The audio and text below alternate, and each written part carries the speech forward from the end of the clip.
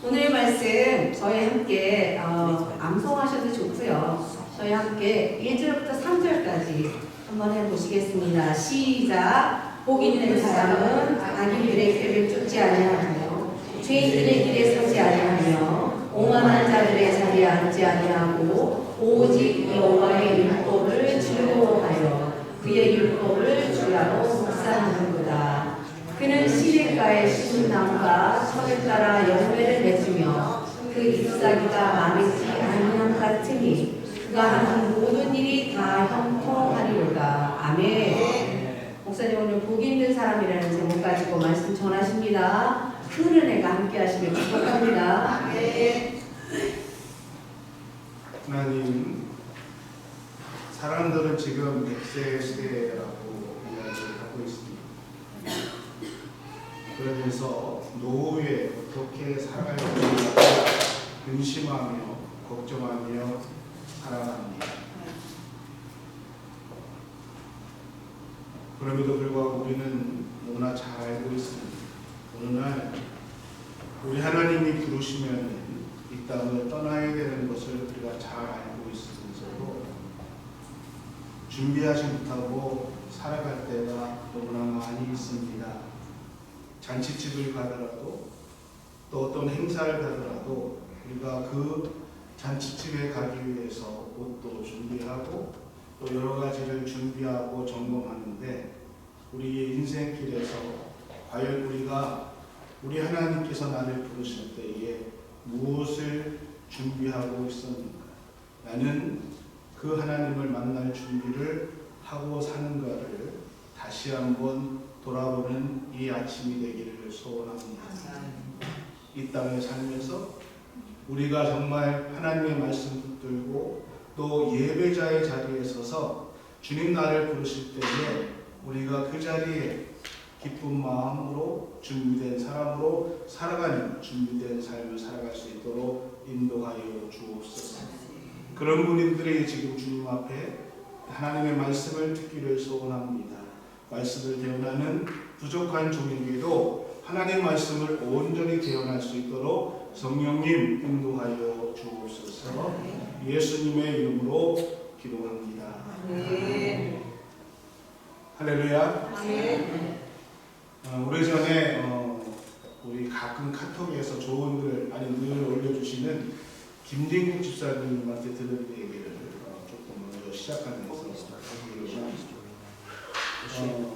김진국 집사님은 그 용산 서빙고 온누리교회 안수 집사님으로 지금 계세요. 그래서 아마 그 장로로 피택을 받으신 것 같은데 이분이 그 10,000명이 넘는 그 온누리교회에서 장로 받기를 거부하시고 나는 미국 가가지고 은광교회에서 장로를 받겠다 그랬는데 그 온누리교회에서 도대체 미국의 은광교회가 어떤 교회인데 자기네 교회 장로를 거부하고 거기 가서 받겠다고 하는가. 저로서는 참 부담스럽고 감사한 일입니다. 이분이 이런 얘기를 했어요. 오래전에 여러분한테도 드렸던 얘기인데 그 정치인의 두 사람에 대해서 얘기했습니다. 돌아가신 고 김영삼 대통령과 고 김대중 대통령 두 사람에 대한 얘기를 해주더라고요. 사람들이 이 두 대통령을 참 존경하고 따르는 사람들이 많다는 것이죠. 한쪽은 상도동계, 또 한쪽은 종묘동계에 해서 따르는 사람들이 많이 계신데 이 두 사람이 특징이 있고 그 특징이 틀렸다는 것이죠. 그래서 고 김용삼 대통령은 부잣집 아들이었잖아요. 그리고 아버지가 많이 돈을 들여가지고 돈에 대해서는 깨끗하고 돈이 많았대요. 그래서 그때 정치하는 사람들이 선거 때가 되면은 찾아온대요. 그래서 좀 도와주십시오 하고 찾아오게 되면은 그래 동지 얼마가 필요해? 그러면은 나한테 예를 들어서 100만 원이 필요합니다. 그러면 그래 알았어. 그러면서 뒤에 금고에서 탁 해가지고 그 100만 원을 탁 꺼내가지고 주면서 잘해봐. 그러면서 준대요. 그럼 사람들이 그 100만 원이 필요합니다. 받고 감사합니다 하고 가잖아요. 그런데 뒤에 금고에 보니까 돈이 꽉 차 있는데 100만 원 달라고 100만 원만 주나? 그리고 또 200만 원 필요하면 200만 받아도 받아서 감사하면서 가시면은 뒤에 이제 돈이 많이 있는 걸 보고 200만 원 더 주지 하면서 감사하시면은 간다는 거죠. 근데 김대중 대통령은 돈이 좀 필요합니다. 도와주십시오. 그러면은 얼마가 필요한데 그러면은 100만 원이 필요합니다. 그러면은 자기 주머니에서 지갑을 탁 꺼내는 거예요. 그래서는 딱 열어가지고 돈을 딱 꺼내가지고 내가 가진 거 다 당신에게 줄게. 딱 주면 그게 100만 원 필요합니다. 그랬었는데 사실상 돈은 80만 원뿐이 안 돼. 그런데도 불구하고 받고 가는 사람은 기쁜 마음으로 갖고 계신 분을 몽땅 나한테 주셨구나. 그래가지고 감사한 마음으로 가는. 그러니까 한 사람은 달라는 거 다 줬는데도 불구하고 더 줄 수도 있었는데 또 어떤 사람은 달라는 거를 다 달래 못 받아 다 그 액수를 못 받았음에도 불구하고 있는 거 나한테 몽땅 주셨구나. 그렇게 하면서 조금 틀렸다라는 얘기. 이 얘기를 제가 왜 하냐? 오늘 우리의 삶 속에 내가 어떠한 일을 당했을 때에 그 어떠한 일을 어떻게 받아들이느냐에 따라서 결과가 틀려지는 것들이 참 많이 있습니다. 믿음의 사람들이 늘 가지는 고민 중에 하나가 내가 하나님을 믿는가, 내가 하나님 사랑합니다라고 고백을 하는데 하나님 편에 서지 못하고 내 삶이 믿음과는 전혀 상관이 없는 세상 사람들처럼 살아가는 하나님 뜻대로 살지 못하는 내 모습을 볼 때마다 나는 왜 이럴까? 라는 그러한 고민을 가질 때가 많죠. 그럼에도 불구하고 우리가 깨닫게 되는 것은 내가 어떻게 살아가는 또는 내 생각이 어떠냐에 따라서 우리 인생이 달라지는 것이 아니라 지금 내가 서 있는 곳이 하나님이 축복하시는 의인의 길입니다. 아니면은 하나님이 저주하시는 악인의 길에 서 있는가? 이거에 따라서 우리의 삶의 가치가 달라진다는 것입니다. 여러분 창세기 12장에 보면은 하나님께서 아브라함을 부르십니다. 그런데 이 아브라함의 이야기를 우리가 읽으면서 이해하기 힘든 부분 중에 하나가 하나님께서 아브라함을 부르셨어요. 그리고 아브라함아 너는 내 아버지 친척 본토에서 떠나서 내가 너에게 지시할 땅으로 가라. 아브라함이 그 말씀을 듣고 떠났습니다. 그런데 하나님께서 나를 선택하셨습니다.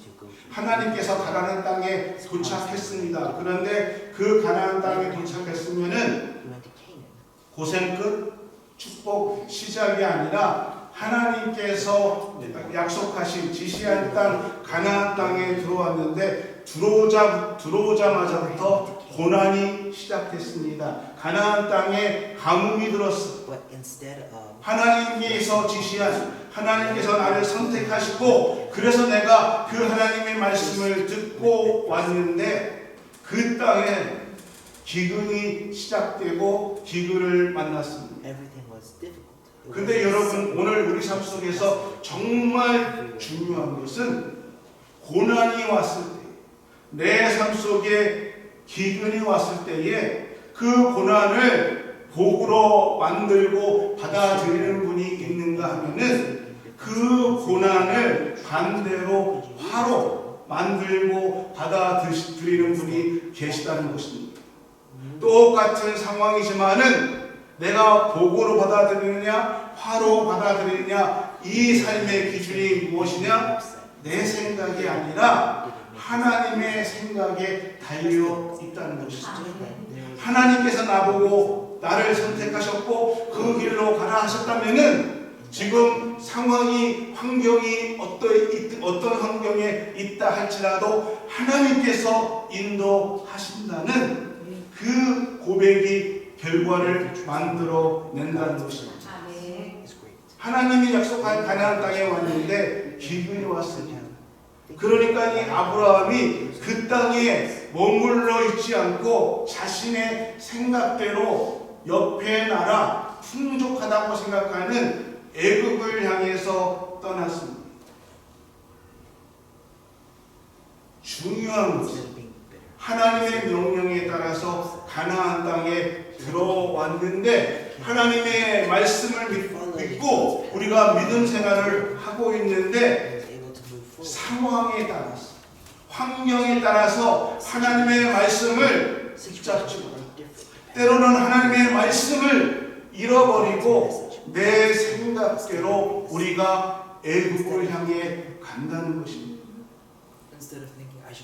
여러분, 오늘 우리가 사는 믿음의 인생의 여정 가운데는 가나안 땅에 들어갔을 때에 기근을 만난 아브라함처럼 하나님의 말씀을 붙들고 언약을 붙들고 살아가고 있지만은 때로는 가뭄을 만나는 것이 때로는 태풍을 만날 수 있다는 것입니다. 근데 태풍과 가뭄을 만난 것이 중요한 것이 아니라 정말 중요한 것은 내가 하나님의 말씀의 그 뜻에 따라 살아가고 있는가? 어떠한 환경과 어떠한 상황 속에서도 내가 그 하나님의 말씀을 기준으로 붙들고 살아가고 있는 인생인가? 이것이 중요한 것입니다. 하나님은 우리 삶 속에서 늘 우리에게 너는 환경과 상황을 바라보고 그것에 흔들리는 것이 아니라 내 약속을 언약을 붙들고 살아가고 있는가? 이것을 우리에게 묻고 계신다는 것입니다. 긴 터널을 지나갈 때에 세 가지를 꼭 지키고 유념해야 한다고 합니다. 첫 번째는 창문을 닫아야 한다고. 두 번째는요, 긴 터널을 지나가게 되면 어두우니까 어떻게 해요? 라이트를 켜야 되는 것이고, 세 번째로는 앞에 차를 추월하거나 갓길로 가지 말아야 된다고 합니다.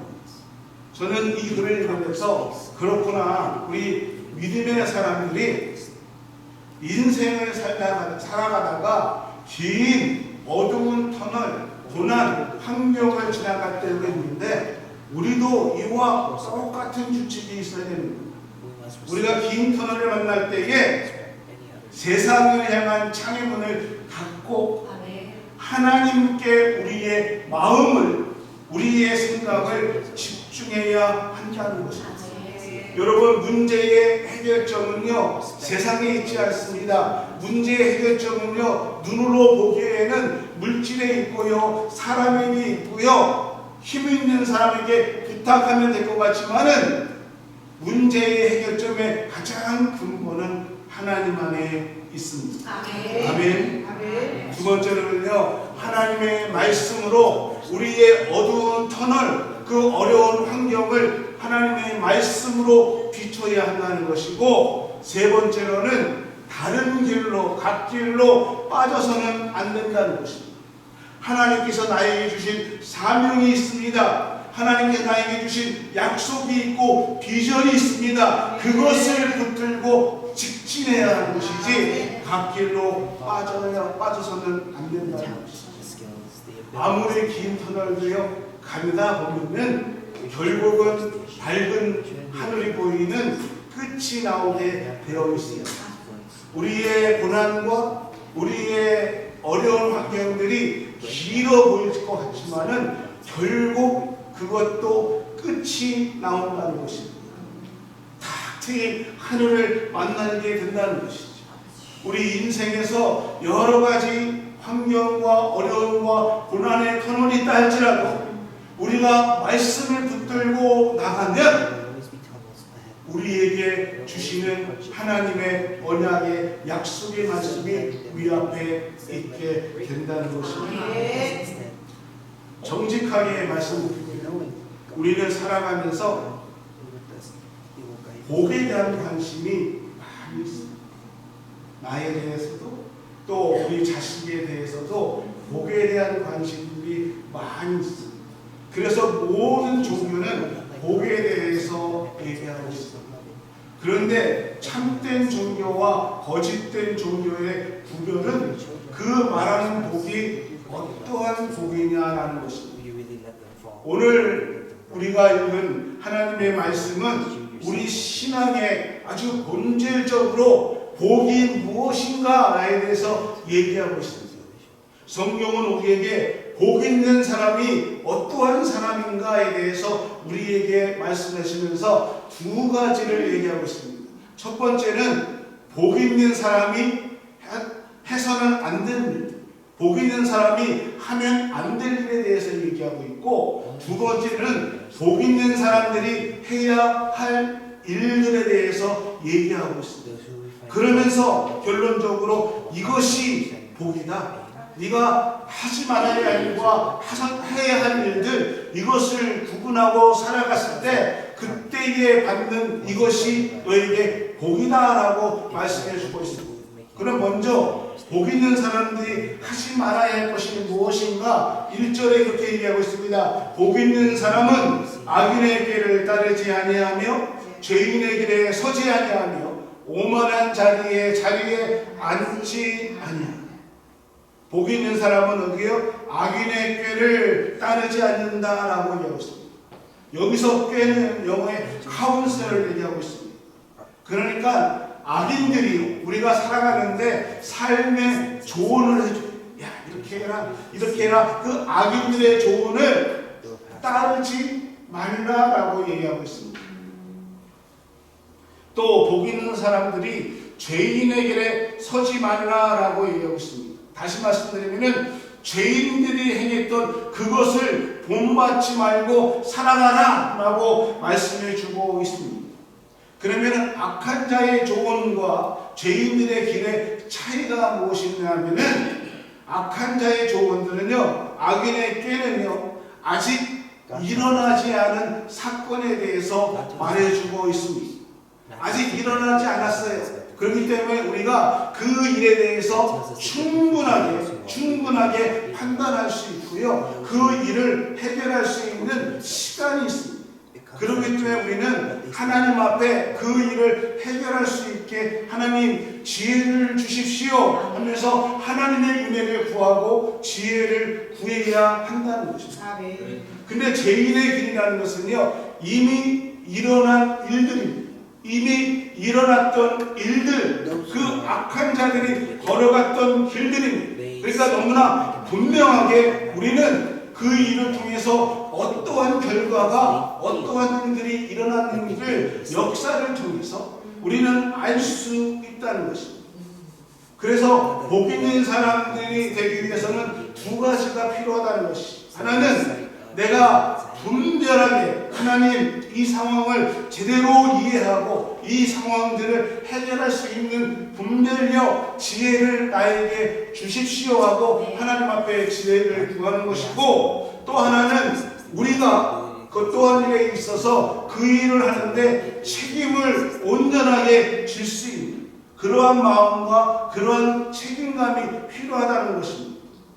내가 어떠한 일을 하고 나서도 책임감에 대해서 실수를 했으면 죄송합니다, 잘못했습니다, 책임감을 질 수 있는 것이 있어야지, 나는 괜찮았는데, 나는 아니었는데 저 사람이, 상대방이 잘못해서 이렇게 하지 말라는 것입니다. 그렇기 때문에 나에게 있어서 있는 일에 대해서 최선을 다하고, 내가 실수한 것이 있으면 그것에 대한 책임, 또는 신앙적으로 우리가 교만에 빠지지 않게 하나님 앞에 지혜를 구하라 하는 것입니다.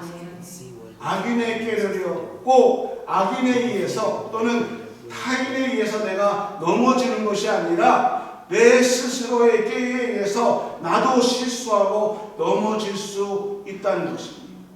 우리가 하나님 앞에 짓는 커다란 죄 중에 하나가 무엇이냐? 여러 가지 우리들이 판단하고 우리가 결정하는 데 있어서 하나님 없이 결정할 때가 너무나 많이 있다는 것입니다. 내 자신이 스스로 내가 유리한 대로, 내가 원하는 대로 결정할 때가 많이 있다는 것이죠. 하나님 앞에 묻지도 않고 하나님이 원하시는 방향이 어떠한 것이라도 생각하지 않고 이것이 이익이라고 생각한다면은 하나님 앞에 묻지 않고 나갈 때가 너무 많이 있다는 것입니다. 세 번째는요, 복 있는 사람이 하지 말아야 할 것은요, 오만한 자의 자리에 앉지 말라라고 얘기하고 있습니다. 이 오만한 자의 자리, 오만이라는 것이 그 언어적인 해석은요, 하나님을 조롱하는 사람들과 어울리며 살아가지 말라는 것입니다. 오만한 자의 행동들이 무엇이냐? 어떠한 일을 하는 데 있어서 하나님을 조롱한다는 것이죠. 우리들이 어려운 일을 당하고 어려운 상황에 있을 때에 야, 하나님을 믿는다며, 교회를 다닌다며, 너 하나님을 믿는다는데 왜 그러면서 하나님을 조롱하는 사람들과 함께하지 말라는 것입니다. 그들과 같은 생각을 하지 말라는 것입니다. 그러니까 이 말씀을 전체적으로 좀 더 쉽게 얘기한다면, 죄의 소굴에 너희가 들락거리지 말아라. 망할 길에 얼씬거리지 말고, 네가 좀 안다고, 네가 좀 배웠다고, 죄송합니다 표현이, 입만 살아서 얘기하지 말라는 것입니다. 그렇게 하지 않을 때에 그것이 바로 하나님이 기뻐하시는 복 있는 사람이 될 수 있다라고 얘기하고 있습니다. 시편 말씀은 주로 대구법을 얘기하고 있습니다. 그러니까 비교법을, 그러니까 비교하면서 얘기하고 있어요. 그런 문학기법을 사용하고 있는데, 그래서 하나님을 믿는 사람들이 하지 말아라 라고 얘기하고, 바로 뭐라고 얘기하냐면, 이제 복 있는 사람들이 무엇을 해야 하는가? 2절에 오직 여호와의 율법을 즐거워하여 그의 율법을 주야로 묵상하니. 여호와의 율법을 즐거워합니다. NIV 성경에 보니까 in the law of the Lord라고 얘기하고 있습니다. 복 있는 사람들의 특징이 무엇이냐라고 오늘 성경이 우리에게 묻는다면은 주님의 법, 주의 법을 즐거워합니다. 그래서 주님의 법을 즐거워하기 때문에 하나님의 말씀을 어떻게 해요? 밤낮 주야로 묵상하게 된다라고 얘기하고 있습니다.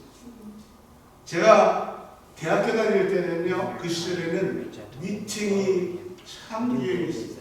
그리고 남자들은 당구장에 참 많이 갔어요.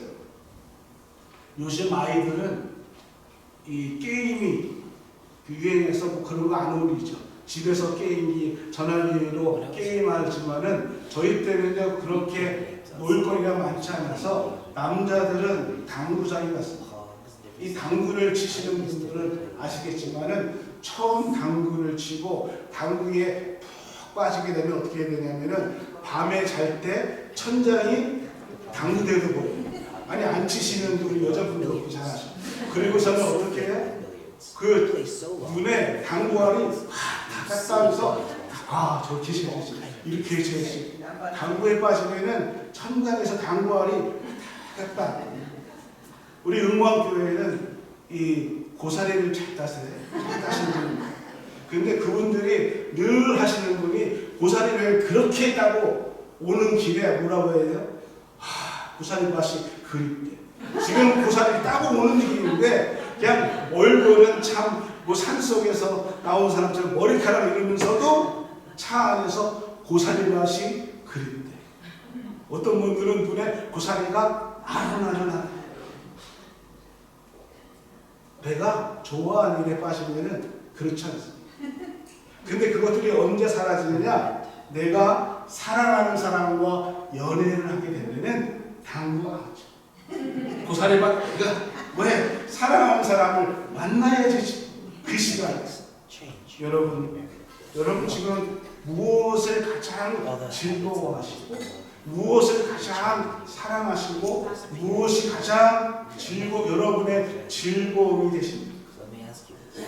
그 즐거움이 사랑하는 것이 있으면은 그것이 주야로 우리는 묵상한다는 것입니다.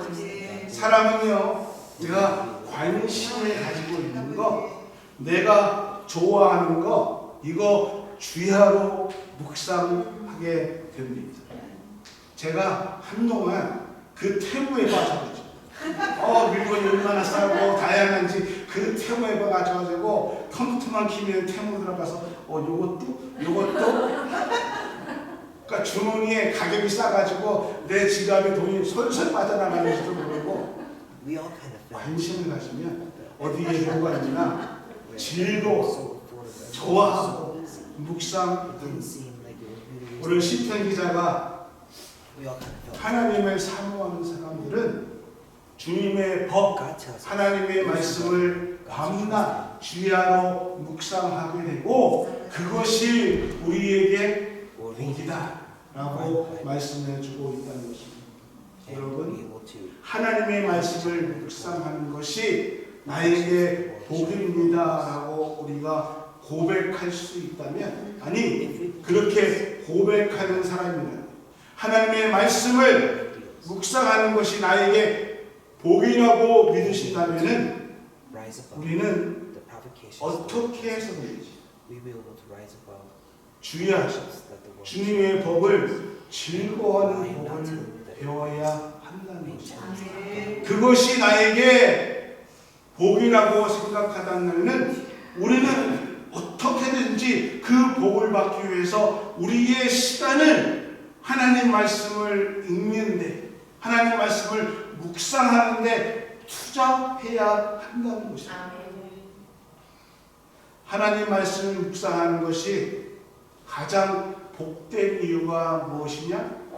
하나님 말씀을 묵상하는 가운데 하나님의 임재, 하나님이 나를 만나주시는 것을 우리가 말씀을 읽으면서 경험하게 되기 때문입니다. 하나님의 말씀을 읽고 또 하나님 말씀을 묵상할 때에 우리가 어려운 상황에 있던 어떠한 환경에 있던 하나님의 위로하심이, 하나님이 나와 함께 하심을 우리가 분명하게 알게 되고요. 그래서 우리는 그 하나님의 임재하심을 사모하게 된다는 것입니다. 하나님이 나를 사랑한다. 이것을 어떻게 경험하는가? 하나님 말씀을 가까이 합니다. 우리는 그 하나님과 사랑을 느낄 수 있다는 것입니다. 오늘 시편 기자, 오늘 우리에게 하나님을 가까이 하는 복받는 사람들의 가장 근본적인 것이 무엇이냐? 하나님의 말씀을 가까이 하라라는 것을 말씀하고 있다는 것입니다. 해야 할 것, 하지 말아야 할 것을 하게 되면은 우리에게 어떠한 축복이 임하는가? 3절에 이렇게 얘기하고 있습니다. 그는 시냇가에 심은 나무가 철을 따라 열매를 맺으며 그 잎사귀가 마르지 아니한 같으니 그가 하는 모든 일이 다 형통하리라. 철을 따라 과실을 맺을 것이다. 그 잎사귀가 마르지 않을 것이다. 이것이 오늘 우리에게 형통하다라고 말씀해주고 있습니다. 나무가 심겨져서 열매를 많이 맺고 잎사귀를 마르지 아니한 거 당연하지 않습니까? 얘기했지만은요, 우리는 우리 삶 속에서 너무 당연한 것을 축복으로 여기지 않는 때가, 축복으로 생각하지 않을 때가 너무 많이 있다는 것입니다. 나무가 심겨져서 열매를 맺고 그 잎사귀가 푸른 것은 그 뿌리에 물이 흐르고 그 뿌리에 물이 넉넉할 수 있기 때문이라는 것입니다. 시냇가에 심겨진 나무만이 이러한 복을 얻을 수 있다는 것입니다. 과일도 가장 맛있는 과일이 제철이죠. 요즘은 아무 때나 과일을 얻을 수가 있지만은 그래도 제철에 나오는 과일이 제일 맛있죠. 우리 인생도 그렇습니다. 인위적인 것이 아니라 순리대로 하나님이 우리를 창조하신 그 순리대로 살아갈 때에 가장 아름다운 열매를, 하나님 앞에 가장 아름다운 우리의 삶을 살아갈 수 있다는 것입니다. 사랑하는 은광교회 성도 여러분, 하나님이 만들어 주신 우리의 삶의 순리대로 따라가면서 살아가는 것이 하나님께서 우리에게 주신 축복이라는 것입니다.